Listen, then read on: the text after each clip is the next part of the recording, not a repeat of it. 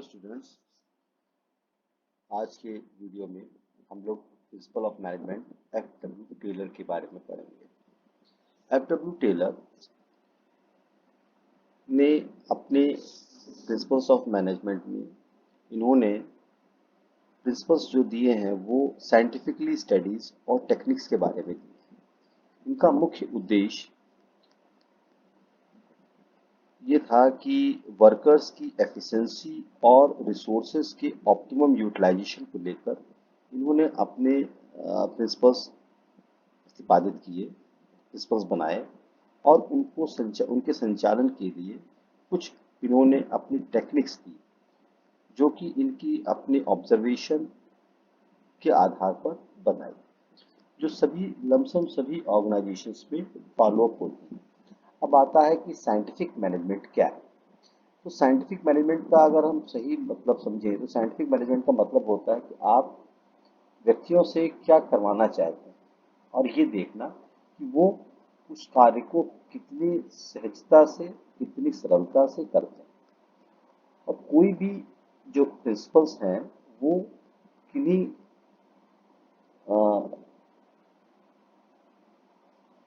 सिद्धांतों को बनाते समय इन्होंने ध्यान दिया कि जो भी प्रिंसिपल्स बनेंगे, सिद्धांत मतलब प्रिंसिपल्स, जो भी प्रिंसिपल्स बनाए जाएं वो किसी न किसी साइंटिफिक इंक्वायरीज पर आधारित हो, ना कि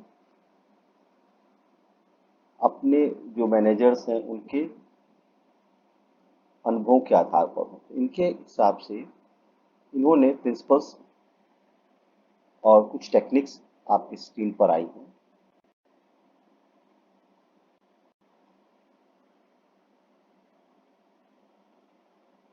तो पहला इन्होंने जो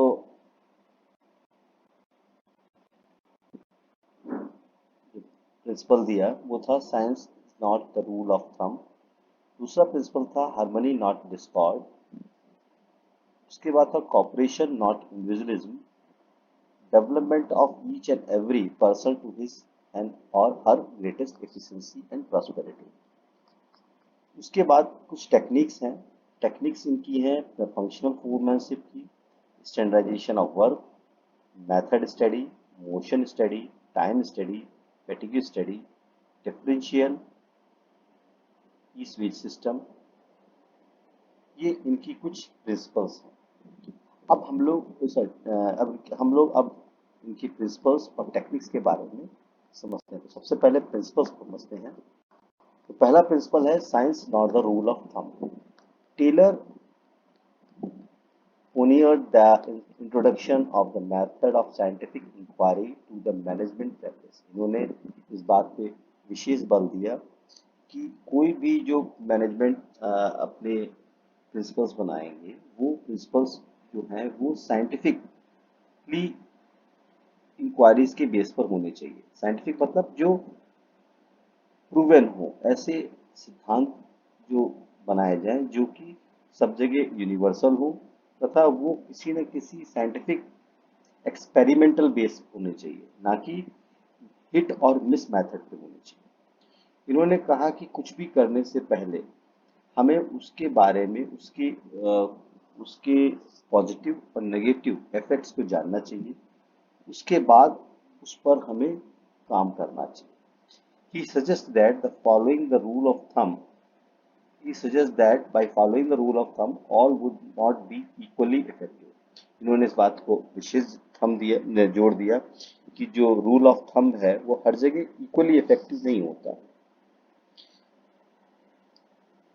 इन्होंने इस बात पे टेलर का मानना ये था कि हमारे सामने बहुत से मेथड हो सकते हैं किसी चीज को करने के लिए, पर उन मेथड में से कोई एक ही मेथड ऐसा होगा जो मैक्सिमाइज एफिशिएंसी और मैक्सिमाइज एफिशिएंट हो।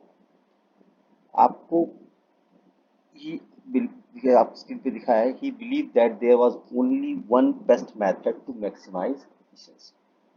बहुत से मेथड होते हैं किसी भी काम को करने के, बहुत से मेथड हो सकते हैं, पर वो सारे मेथड इक्वली एफिशिएंट और इफेक्टिव नहीं होते। कोई एक ही मेथड ऐसा हो सकता है जो इफेक्टिव भी होगा और एफिशिएंट भी होगा। Even the small production work work loading pig of iron into the box car can be scientifically planned and managed. इनमें कोई भी छोटा से छोटा काम है उसको भी अगर हम प्लान और साइंटिफिकली तरीके से करें तो हम उस काम को बहुत अच्छी तरीके से कर सकते हैं. Manager should not take decisions based of institution will और एक्सपीरियंस. कभी भी मैनेजर्स को अपने डिसीजंस जो भी डिसीजंस हैं वो इस तरीके से इंस्टीट्यूशनल या अपनी इच्छा के अनुसार या अपने अनुभव पे नहीं लेने चाहिए. Every decisions are scientifically. इन्होंने कहा कि जो भी डिसीजंस लिए जाएं वो साइंटिफिकली लिए जाने चाहिए. साइंटिफिकली मतलब है वैज्ञानिक तौर पे जो भी हम ले रहे हैं वो सही हो, उनकी पॉजिटिव इफेक्ट और नेगेटिव इफेक्ट को समझ के करना चाहिए. नेक्स्ट प्रिंसिपल था harmony not Discord. Managers serve a link between the owners and the workers. There should be complete harmony between the management and the worker. Both should realize that both are important. He had called the complete mental revolution as a part of both on the part of both management and workers. It means the management and the workers should transform their thinking. In such situation, even the trade union will not thinking of going strike, etc. Harmony not Discord इस principal के अनुसार harmony मतलब होता है समभाव मित्रता.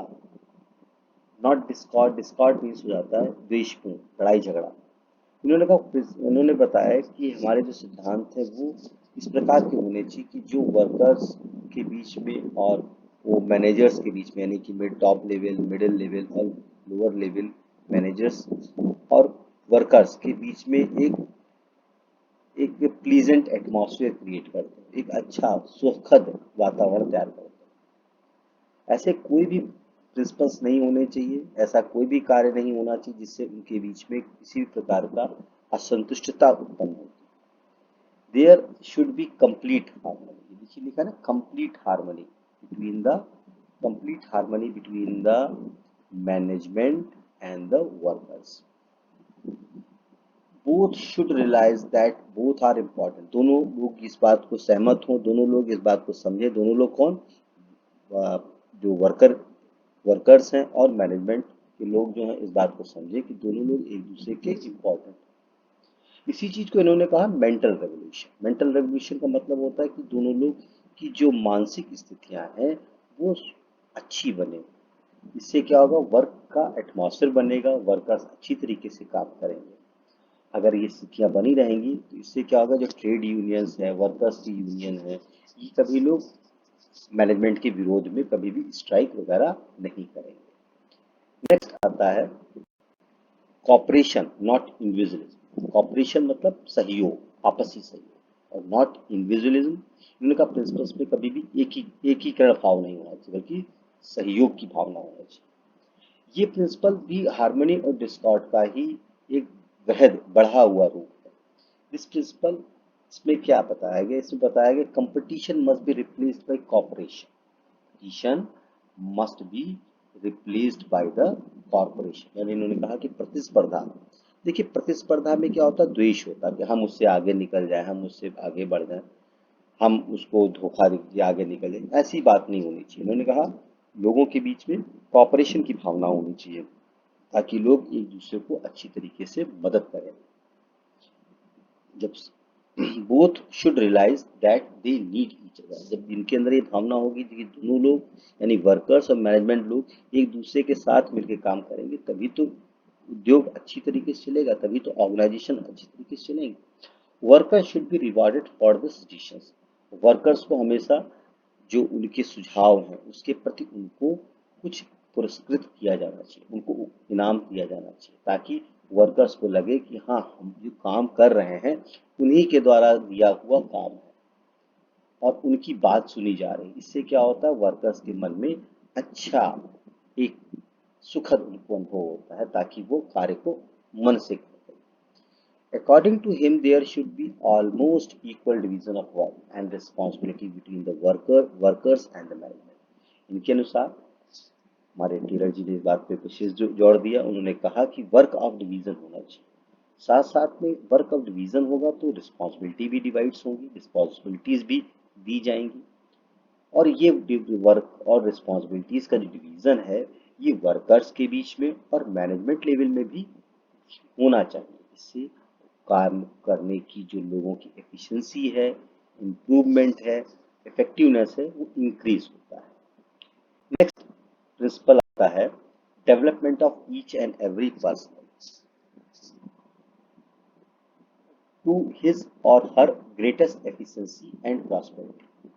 देखिए, हम अकेले कुछ भी नहीं कर सकते। एक इंडस्ट्री चल रही है, उसमें एक अकेला वर्कर कुछ नहीं कर सकता, पर वर्कर्स के समूह, मैनेजमेंट के ग्रुप अगर आपस में मिलके काम करें तो एक अच्छा रिजल्ट प्रोवाइड कराते हैं, एक अच्छा आउटपुट आता है। तो उसके लिए वर्कर्स को अच्छा आउटपुट आए, वर्कर्स ट्रेंड होने चाहिए। तो वर्कर्स को समय समय पे ट्रेनिंग दी जानी चाहिए। Workers training was essential also to develop workers. हमें समय समय पे वर्कर्स को डेवलपमेंट करने के लिए, उनके अंदर जो टेक्निकल इम्प्रूवमेंट आने के लिए उनको समय समय पे ट्रेनिंग भी दी जानी चाहिए, ताकि वर्कर्स अपनी जो वर्क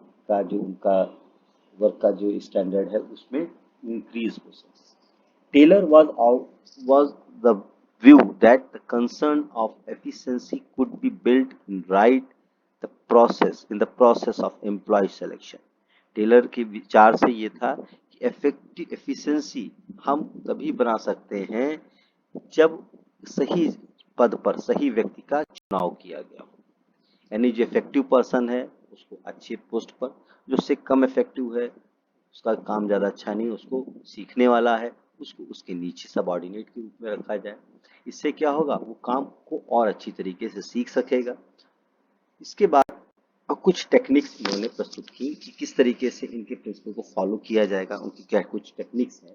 तो इन टेक्निक्स को हम साइंटिफिक टेक्निक्स ऑफ टेलर के नाम से जानते हैं। तो चलिए अब इनकी टेक्निक्स के बारे में जानते हैं। तो सबसे पहले टेक्निक जो इन्होंने बताई वो functional foreman. Taylor advocated the separation of planning and execution function. His concept was extended to the lowest level of the shop floor. उन्होंने कहा कि कोई भी काम है उसको दो हिस्सों में बांट देना चाहिए, एक प्लानिंग के बीच में और उसके एक्सिक्यूशन फंक्शन के बीच में। फिर under the factory manager there was the planning in charge and the production in charge. इन्होंने कहा कि कोई भी फैक्ट्री मैनेजर है उसको के बीच में उसमें दो तरीके के इंचार्ज होने चाहिए, प्लानिंग करने का इंचार्ज होना चाहिए, प्रोडक्शन करने के इंचार्ज होना चाहिए। प्लानिंग वाला जो है वर्क को किस तरीके से किया जाएगा इसकी प्लानिंग करेगा, प्रोडक्शन वाला उस प्लानिंग को फॉलो अप करेगा, उसको काम को पेश जो वर्क किया गया उसको फाइनलाइज करने में मदद करेगा। इसके नीचे अब उन्होंने बताया कि अंडर द प्लानिंग इंचार्ज जो है उसके नीचे कई फोरमैन्स होने चाहिए, जैसे कि instruction card clerk, route clerk, time and cost clerk and disciplinarian होना चाहिए। इसी तरीके से प्रोडक्शन इंचार्ज के नीचे भी कुछ फोरमैन्स होने चाहिए, मैनेजर्स के नीचे होने चाहिए, जैसे कि speed boss, gang boss, repair boss, inspector होने चाहिए। फोरमैन कौन हो सकता है, किसको फोरमैन अपॉइंट किया जाए? Foreman should have a quality of intelligence, honest.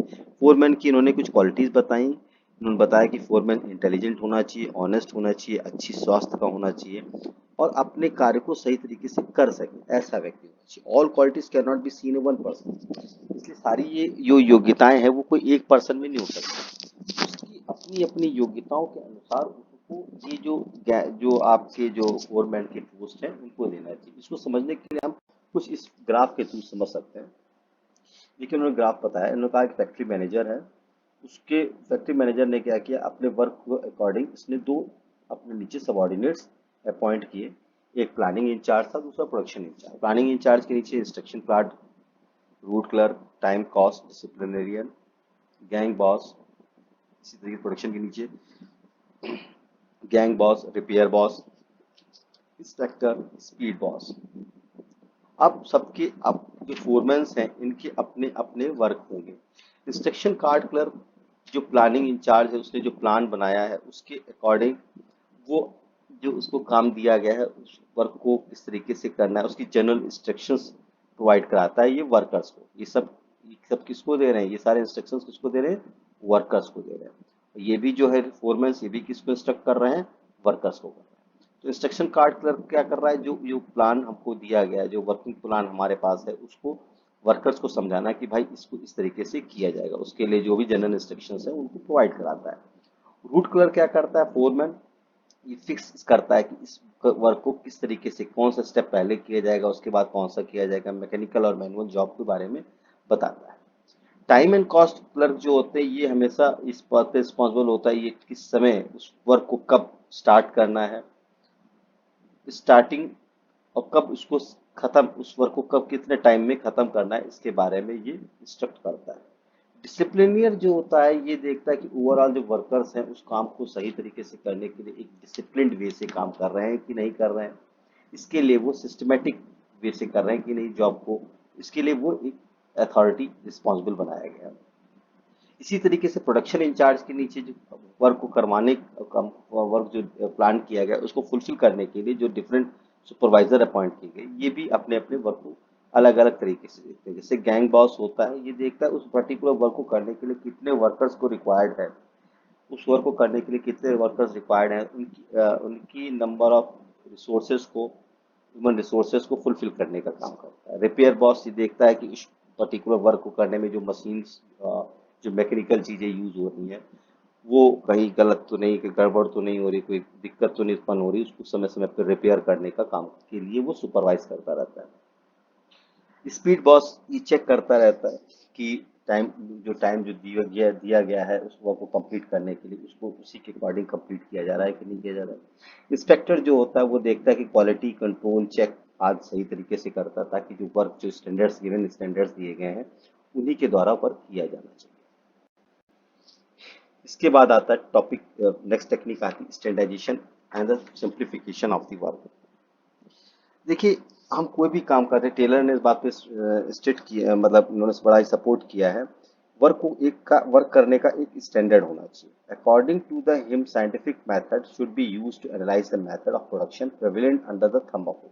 इन्होंने कहा कोई भी काम करें, कोई भी वर्क दिया जा रहा है तो उसका एक स्टैंडर्ड निश्चित होना चाहिए, उस स्टैंडर्ड के अकॉर्डिंग ही हमें काम करना चाहिए। अगर स्टैंडर्ड्स नहीं होंगे तो कोई वर्कर किसी तरीके का चीज बनाएगा, कोई वर्कर कुछ और बनाएगा, तो इसलिए प्रोडक्शन में डिफ्रेंशिएट, अलग अलग सी क्या होती है, डिफ्रेंशिएशन क्रिएट होंगे, इसलिए उसको खत्म करने के लिए वर्क करें सही नहीं हो पाएगा, तो एक स्टैंडर्ड्स होने चाहिए। उन्होंने बताया कि स्टैंडर्ड होंगे कैसे, स्टैंडर्ड किस तरीके से सेट किए जाएंगे। Standardisation refers to the process of setting the standard for every business activity, it can be raw material, product, time and etcetera. ये अपने अलग अलग एक्टिविटीज के बेसिस पर हम अपने स्टैंडर्ड्स तय कर सकते हैं। रॉ मटेरियल्स की बेसिस पे लेकर प्रोडक्ट के बेसिस पे देख सकते हैं, टाइम की बेसिस पे देख सकते हैं, हम अपने अपने हर प्रोसेस अपने अलग हिसाब से स्टैंडर्ड्स को क्रिएट कर सकता है। हम इंफीरियर गुड्स को लेकर इंफीरियर चीज़ की बना रहे हैं, या अच्छी सुपीरियर गुड्स को लेके हम सुपीरियर चीज़ बना रहे हैं, तो उसके हिसाब से अलग अलग स्टैंडर्ड्स फिक्स किए जा सकते हैं। स्टैंडर्ड्स को तय करने और वर्क को ऐसा ना किया जाए, सिंप्लीफाई वर्क किया जाए, वर्क को जो प्रोसेस है, वर्किंग जो प्रोसेस है वो ज़्यादा हार्श नहीं होना चाहिए, ज़्यादा डिफिकल्ट नहीं होना चाहिए। उन्होंने कहा सिंप्लीफिकेशन होना चाहिए, सिंप्लीफाई वर्क होना चाहिए। उसमें जिससे क्या होता है, जब सिंप्लीफाई होता है, जब कई प्रोडक्ट्स को हम एक कोई डिफरेंट प्रोडक्ट बना रहे हैं तो उसको बनाने का सबसे एक जो सिंपलेस्ट वे हो वो यूज़ होना चाहिए। अगर उसको बनाने के हम डिफरेंट डिफरेंट मेथड्स को यूज़ करते हैं, उसका एप्लीकेबल करते हैं, तो उससे क्या होता है, कॉस्ट भी एक्सेस लगती है और टाइम भी एक्सेस एक्सपेंड होता है, इसलिए वो इफेक्टिव और एफिशिएंट नहीं रहता है, इसलिए इससे क्या होता है, सेविंग्स नहीं आती, प्रॉफिटेबल नहीं होती। नेक्स्ट आता है आपका मेथड स्टडी। मेथड स्टडी इन्होंने बताया कि कोई भी वर्क जो है, मेथड स्टडी करने का, हमारे पास काम करने के कई मेथड्स होते हैं, पर उसमें से सबसे बेस्ट मेथड को यूज करना चाहिए। Right from the procurement of raw material till the final product is delivered to all the activities come under the method study. यानी किसी वर्क को, किसी भी चीज़ के मैन्युफैक्चरिंग करने से के लिए हमारे पास बहुत से मेथड होते हैं, तो हमें वो मेथड अप्लाई करना चाहिए जो सबसे सभी आसान हो, सिंप्लीफाइड हो, स्टैंडर्ड्स क्रिएट करता हो, और वो वर्क हमेशा प्रोक्योरमेंट ऑफ गुड्स से लेके फाइनल गुड तक एक जैसा होना चाहिए। वो एक मेथड, एक यूनिफॉर्म मेथड होना चाहिए। डिफरेंट बीच बीच में डिफरेंट डिफरेंट मेथड को यूज नहीं करना चाहिए। इसमें क्या होता है, वो उसमें अलग अलग मेथड्स को अलग अलग, एक ही वर्क में कई मेथड अगर हम एप्लीकेबल करेंगे तो वर्कर कंफ्यूज हो जाएंगे, वर्क अच्छी तरीके से वर्क हो नहीं पाएगा। The objective of the whole exercise to minimise the cost of production and the maximise the quality and satisfaction of the. हमको वो मेथड यूज करना चाहिए जिससे हमारी कॉस्ट ऑफ प्रोडक्शन वो मिनिमम हो सके और मैक्सिमम हमें प्रॉफिट्स और कंज्यूमर सेटिस्फेक्शन रिसीव। इसके बाद आता है मोशन स्टडी। मोशन स्टडी मतलब मूवमेंट, मोशन शब्द से ही पता चलता है मूवमेंट। तो हम कोई भी वर्क करते हैं, देखिए लिखा भी, it refers to study of movements like the lifting putting objects which are the undertaken while the doing a typical job. Unnecessary movements are short to be eliminated so that it takes less time to complete the job efficiency। हमें कोई भी काम करते हैं उसमें जो unnecessary work जो work है उनको हटा देने चाहिए, जिससे क्या होता है जब अननेसेसरी वर्क हट जाएगा तो जॉब जो होगा वो इजीएस्ट हो जाएगा, कम टाइम लेगा और इफेक्टिव रहेगा। On close examination, it's possible to find out the motion which are the productive and incidental unproductive। हमें हमेशा वो उन प्रक्रियाओं को करना चाहिए, वैसी क्रियाविधि करनी चाहिए जो हमारे लिए प्रोडक्टिव हो, अनप्रोडक्टिव चीजों को वहां से लीव कर देना चाहिए। कि use stop watches and time measuring device for this purpose. इन्होंने कहा इस सब को करने के लिए, हम किसी भी काम को करते हैं तो उसको मेजर करने के लिए हम किस काम को कितने समय में कर सकते हैं, इसके लिए उन्होंने कहा कि हमेशा हमें टाइम के आधार पर, टाइम मेजर डिवाइस के आधार पर ही काम करने चाहिए। अगर टाइम मेजर डिवाइस के आधार पर काम नहीं करेंगे तो हो सकता है हम किसी काम को दिन भर करते ही रहें और पूरा ही ना हो पाए। हमें एक निश्चित स्टैंडर्ड ऑफ टाइम भी लेना चाहिए, उसके अकॉर्डिंग ही हमें काम करने चाहिए। नेक्स्ट उन्होंने बताया time study. It determines the standard time taken to perform the value. उन्होंने बताया कि उन्होंने कहा किसी भी काम को करने के लिए एक स्टैंडर्ड टाइम होना चाहिए। एक एफिशिएंट, एक स्किल्ड पर्सन अगर कोई काम को, किसी वर्क को हम मान लेते, कोई एक मैकेनिक है, वो एक मोटरसाइकिल को ठीक करने में, उसके इंजन को ठीक करने में 1.5 घंटा लेता है या 2 आवर लेते हैं, तो 2 आवर्स लेते हैं, तो 2 आवर्स क्या है, स्टैंडर्ड वर्क टाइम हो गया। अगर इससे ज़्यादा कोई वर्क ले रहा है, टाइम ले रहा है, तो उसका मतलब वो क्या है, अनइफेक्टिव। उससे कम ले रहा है या उसके लमसम ले रहा है तो यानी वो एक सही टाइम ले रहा है, तो उससे क्या होगा, एफिशिएंट टाइम होगा। The objective of the time study to determine the number of workers to be employed and to determine the labor cost। इससे हमें पता भी चलता है कि हम कितने वर्कर्स उसमें एम्प्लॉयड कर रहे हैं। 10 मशीनें बनानी है तो 20 घंटे में हम 10 तो मतलब डिफरेंट स्टैंडर्ड्स को देते हुए हम उसमें टाइम सेटअप करके हम अपने लेबर कॉस्ट को भी कैलकुलेट कर सकते हैं, इजिली कैलकुलेट कर सकते हैं। अदरवाइज क्या होगा, लेबर कॉस्ट पता ही नहीं चल पाएगा, लेबर कॉस्ट का हम डिटर्मिनेशन बहुत ज़्यादा हो जाएगा, प्रोडक्शन कम हो पाएगा। इसलिए हमें टाइम फिक्स करके ही किसी चीज़ का प्रोडक्शन करना चाहिए। नेक्स्ट आता है फैटिग स्टडी। भाई वर्कर्स जो है आपके यहाँ जो बहुत रेगुलर वर्क कर रहे हैं, तो वर्क करते करते भी बेचारे टायर्ड हो जाते हैं, फिजिकली मेंटली टायर्ड हो जाते हैं। तो शी और he will want to be get a certain type of rest time. इसके लिए इन्होंने बताया कि हमें जो है वर्क के बीच बीच में क्या होने चाहिए, कुछ टाइम इंटरवल्स होने चाहिए ताकि वर्क को करने के लिए फिर से हम अपना स्टेमिना क्रिएट कर सकें। आप लोग देखते होंगे कि आप लोग जब स्कूल जाते हैं तो स्कूल में क्या होता है, एक आपके प्रेयर के बाद में एक क्लास स्टार्ट हो जाती है और उसके बाद एक बीच में रिसेस टाइम आता है। उस रिसेस टाइम के बाद फिर क्लासेस होती है। तो रिसेस टाइम का मतलब क्या है, आपने सुबह से आप घर से ब्रेकफास्ट वगैरह करके गए, उसके बाद आप एनर्जेटिक थे, बस उसके बाद आपने 3 या 4 पीरियड पढ़ने के बाद में आपकी क्या स्टेमिना में लूज होना चालू हुआ। जब स्टेमिना लूज होने लगता है तो वर्क के लिए क्या हो जाता है, आप बोर्ड होने लगते हैं। इसलिए फिर आप क्या करते हो, सिर्फ बोरिंगनेस को, स्टेमिना रिगेन करने के लिए, बोरिंगनेस को दूर करने के लिए आपको बीच में रिसेस टाइम दिया जाता है ताकि आप उसमें थोड़ा लंच, थोड़ा बातचीत करते हैं, थोड़ा टहलते हैं, थोड़ा अपने आप को मेंटली फ्री कर देते हैं। फिर इससे बाद आप जब दोबारा क्लासेस में आते हैं तो उसमें आप क्या होता है, आप अपने आप को एनर्जेटिक महसूस करते हैं। तो इसका रिजल्ट क्या है, इसका रिजल्ट ये होता है कि जो इंक्रीज इन प्रोडक्शन होता है। अगर रेगुलर हम किसी वर्क काम का लगातार करते हैं तो क्या होगा, हमारा धीरे धीरे स्टेमिना लूज होने लगता है और हम काम को अच्छी तरीके से नहीं कर पाते हैं और प्रोडक्शन हमारा कम हो जाता है। और बीच में हम अगर रिसेस टाइम लेके काम करते हैं तो हम वर्क टाइम ज़्यादा कर सकते हैं और प्रोडक्शन भी ज़्यादा कंप्लीट किया जा सकता है।